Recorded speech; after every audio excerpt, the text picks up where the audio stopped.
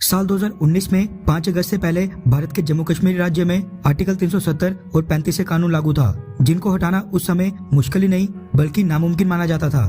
जम्मू कश्मीर का political status इस तरह से रातों रात चेंज करने के बारे में कोई भी सरकार ऐसे सोच नहीं सकती थी। इतिहास में रहे इंदिरा गांधी और राजीव गांधी जैसे कई सारे प्रधानमंत्री भी ये काम नहीं कर पाए। इसलिए ऐसा लगता था कि आर्टिकल 370 और 35 से जम्मू कश्मीर से कभी नहीं हटेंगे। ऊपर से जम्मू कश्मीर के लीडर्स आर्टिकल 370 और 35 से हटाने के जिक्र करने के ऊपर ही जिस तरह का रिएक्शन देते थे, उसको सुनकर ऐसा लगता था कि शायद ही भारत में ऐसा कोई प्रधानमंत्री आएगा जो ये काम करे। फारूक अब्दुल्ला और महबूबा मुफ्ती जो जम्मू कश्मीर के चीफ मिनिस्टर पद के ऊपर भी रह चुके हैं, उनकी तरफ से इस तरह की स्टेटमेंट्स भी सामने आई थी कि अगर आर्टिकल 370 और 35 को खत्म किया गया तो फिर जम्मू कश्मीर राज्य में भारत के झंडे को कंधा देने वाला भी कोई नहीं होगा। जम्मू कश्मीर भारत से अलग हो जाएगा।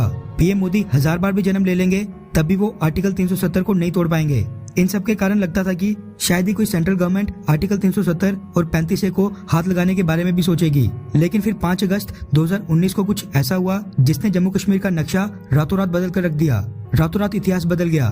पीएम मोदी ने वो कर दिखाया जो करने की हिम्मत और पॉलिटिकल विल आजादी के बाद आज तक रहे उनसे पहले के 17 प्राइम मिनिस्टर्स ने कभी सोचा भी नहीं था। सिक्योरिटी कंसर्न्स और इंटरनेशनल प्रेशर के बावजूद मोदी सरकार ने कश्मीर से आर्टिकल 370 और 35 को खत्म करके जम्मू कश्मीर को फाइनली भारत का अभिन्न अंग बना दिया था। मोदी सरकार ने कुछ ऐसा किया था जिसके बारे में कई भारतीय लोगों को लगता था कि वो जीते जी अपनी जिंदगी में जम्मू कश्मीर से आर्टिकल 370 और 35 को कभी टूटते नहीं देख पाएंगे। जिस तरह से आर्टिकल 370 और 35 का मुद्दा था, सेम इसी तरह से एक और मुद्दा है जो पिछले 70 सालों से भारतीय लोगों की आंखों में खटक रहा है, और वो है पाकिस्तान ऑक्युपाइड जम्मू कश्मीर का मुद्दा। पाकिस्तान पर surgical strikes, air strikes, Jammu Kashmir से आर्टिकल 370 और 35 को हटाने जैसे बोल्ड डिसीजन लेना तो ठीक है, लेकिन कई भारतीय लोगों को अब भी संदेह है कि मोदी सरकार साल 2024 से पहले चलो स्टार्ट करो।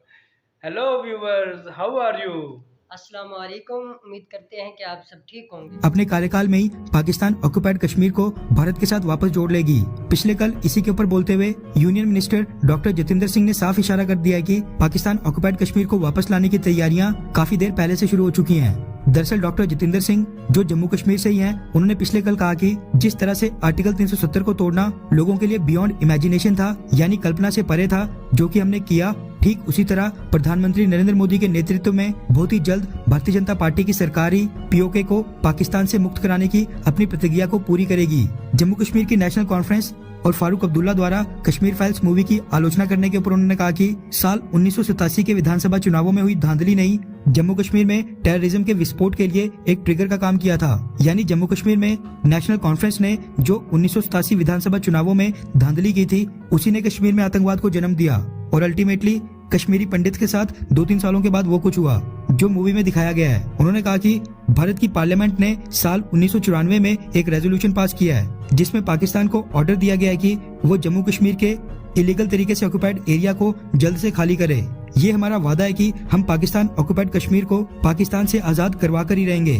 हालांकि उन्होंने ये नहीं बताया कि क्या बीजेपी सरकार अपना ये वादा साल 2024 से पहले पूरा करेगी या फिर नहीं। खैर, आपको क्या लगता है कि क्या मोदी सरकार पीओके को वापस भारत के साथ लाकर जोड़ सकती है, हाँ या फिर नहीं?